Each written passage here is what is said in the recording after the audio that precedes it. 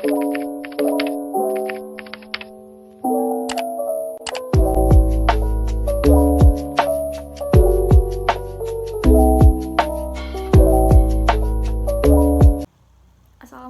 warahmatullahi wabarakatuh.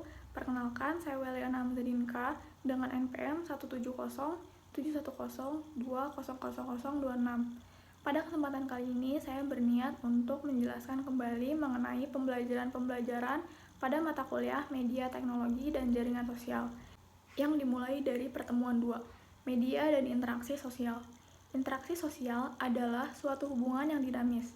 Hubungan tersebut adalah berupa hubungan antara individu dengan individu lainnya, individu dengan kelompok, ataupun kelompok dengan kelompok. Terdapat 3 aspek yang mendasari interaksi sosial, yaitu komunikasi, sikap, dan norma sosial. Terdapat kualitas komunikasi, yaitu yang bersifat konsumtif, kontekstual, beragam, dan tidak lengkap.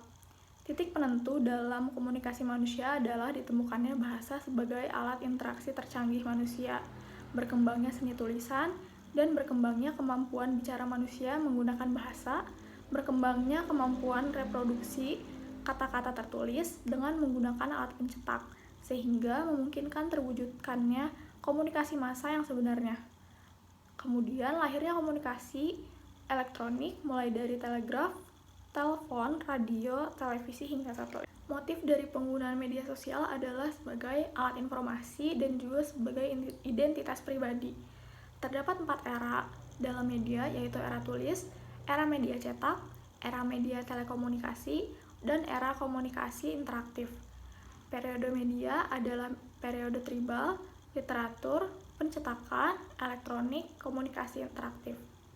Lalu di pertemuan ketiga, perspektif teoritis dalam sosiologi media. Pertemuan keempat, jenis dan fungsi media. Membaca bab 2 buku Sosiologi Media Perspektif Teori Kritis karangan Nengah Bawa Atmaja dan Luh Putu Sri Aryani. Pertemuan kelima, media dan budaya populer di era masyarakat konsumen. Membaca bab 4 buku Sosiologi Media Perspektif Teori Kritis. Kemudian memberikan analisa terhadap keberadaan Korean Pop atau K-pop yang banyak digandrungi oleh masyarakat di Indonesia. Pertemuan ke-6, media dan perubahan sosial. Pertemuan ke-7, literasi media. Pertemuan ke-8, konstruksi realitas dalam media. Menurut Robby Penman, pendekatan konstruksionisme sosial memiliki asumsi sebagai berikut. Yang pertama, tindakan komunikatif yang bersifat sukarela. Pengetahuan adalah sebuah produk sosial. Pengetahuan bersifat kontekstual. Teori-teori menciptakan dunia, pengetahuan dengan nilai. Menurut Berger dan Luckman, masyarakat merupakan sebuah konstruk, bukannya realitas yang tidak pasti. Media memberikan bahan-bahan bagi proses konstruksi sosial. Makna ditawarkan oleh media, namun terdapat negosiasi yang ditolak. Media tidak bisa memberikan realitas sosial yang objektif karena sebuah fakta adalah interpretasi. Pertemuan ke-9, framing media. Tahap menyiapkan materi konstruksi. Keberpihakan media massa terhadap kapitalisme. Keberpihakan semu kepada masyarakat. Keberpihakan kepada kepentingan-kepentingan umum. Lalu tahap sebaran konstruksi.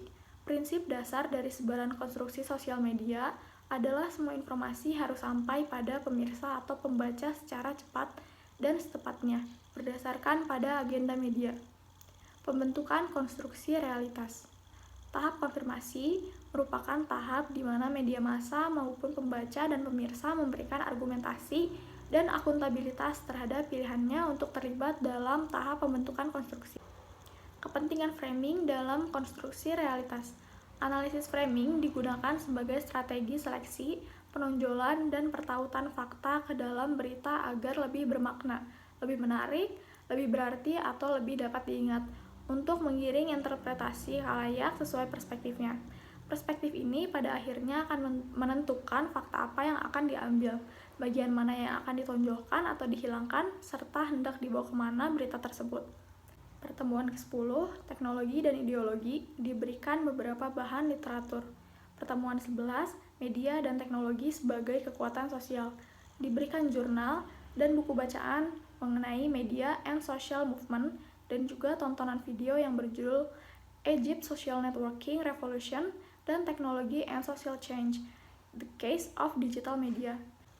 Pertemuan ke-12, teknologi sebagai alat kontrol sosial. Diberikan literatur untuk dibaca dan video yang berjudul State of Surveillance, Police, Privacy, and Technology, dan juga video yang berjudul Bandung Comment Center.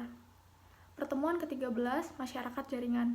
Diberikan bacaan yang berjudul The Network Society Social, Aspect of New Media oleh Jan dan Vanjik, dan The Network Society oleh Manuel Castell.